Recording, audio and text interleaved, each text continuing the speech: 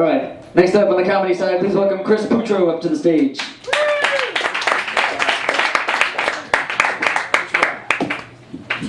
Yeah, I'll use this one. Hey guys, what's going on? I'm not going to be here the next 2 weeks. I'm going to Florida for vacation, and I have no gigs lined up, so I have absolutely no motivation to be funny or to practice the material tonight. So I'm setting the bar very low. Woo! Those are usually my best sets, though, when I set the bar low, because any laughs here is just gravy. Let me talk about this. This is something that's been bugging me the last couple weeks. I'm on Facebook. I'm sure most of you guys are. I probably have like 500 comedian friends on Facebook, and a lot of them like to try out material on Facebook, like putting jokes, you know, status updates or tweets, just trying out jokes. They figure like if it doesn't get a response, like that's more honorable. Like, you know, not getting laughs from 20, 30 people is bad, but like not getting likes or comments from 200 people. And then they can rationalize it by saying, "No, nobody's reading it." No, I know from Facebook, everybody's reading everything. You don't know. All of your friends are reading stuff on Facebook. If it's not getting comments or likes, it means it's not fucking funny. You don't ever repeat it.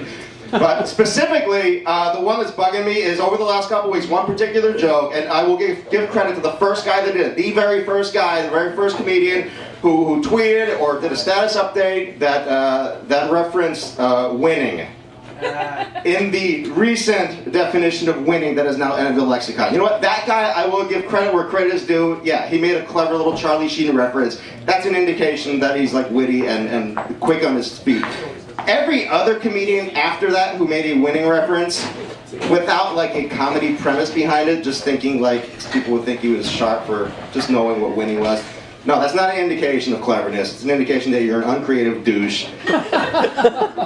And yeah, the fact that the first guy didn't get likes or anything, that should have been an indication. Please, oh, there was a follow-up to the. No, look, I'm the biggest Charlie Sheen fan. Charlie Sheen to me is like the epitome of like the arrogance of Ric Flair and the metaphorical ramblings of the Ultimate Warrior all rolled up into one actual live person.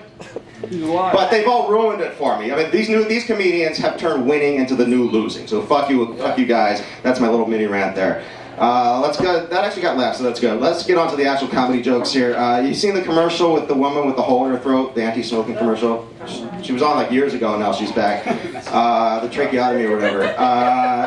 I guess it's supposed to like shock us and like provoke thoughts. Here's the thought it provokes in my head, which is probably a different thought for most people.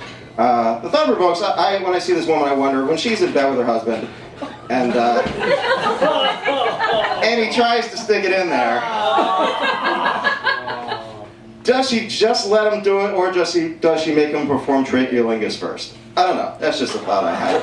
And I apologized a couple weeks ago for not. I owe you guys a nasty sexual term involving a new orifice. I did it with the utter fuck a while ago. I did it with the C-section fuck last year. I owe you guys one. So the tracheo thing, that's my contribution to you guys this year. Thank you very much. Guys, today's Ash Wednesday. For those of you in the Catholic Church, Ash Wednesday, of course, is the day you go to church and you get ashes in your forehead, and the ashes, of course, represent, or actually are, the ashes of the Jews who killed Christ.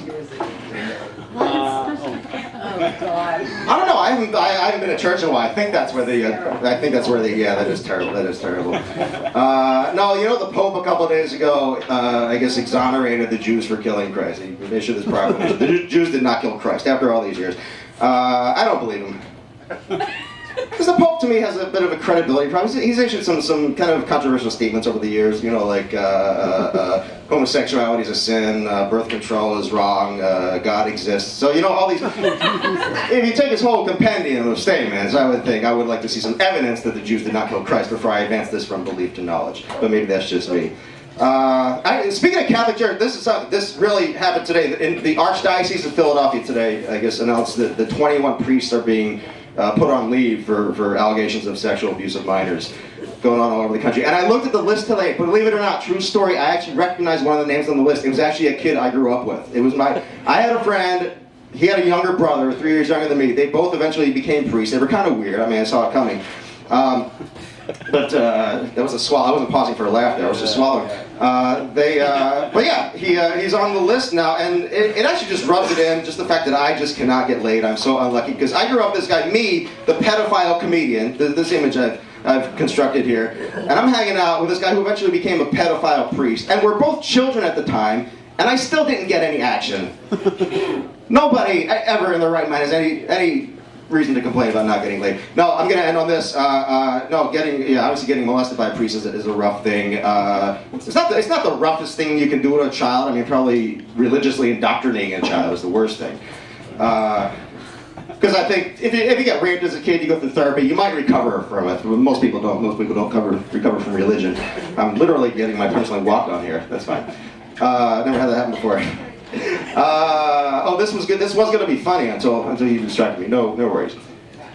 Move this out of the way. It doesn't count against. It doesn't count. We'll take this out of my time. We'll take this out of my time next time. But no, yeah, I mean, getting raped by a priest is a trusted hooker, upper figure, whatever. And come in. I mean, if you're a girl and you get raped by a priest, odds are you're going to become a hooker or a porn star. If you're a boy, you get raped by a priest. You're actually probably going to become a priest when you grow up. So that only got a couple laughs. And my way out there is Chris Hoffman actually kind of wrote that joke. So I was purposely ending on a Chris Hoffman joke, so I wouldn't get the brunt for failing on that. But I got a couple laughs anyway. All right, I'll see you guys in 3 weeks. ChrisPutro.com. You guys are great. Thank you. Give it up to Chris Putro. Putro, he wasn't worried about it at all when he walked out. I don't even think he knew.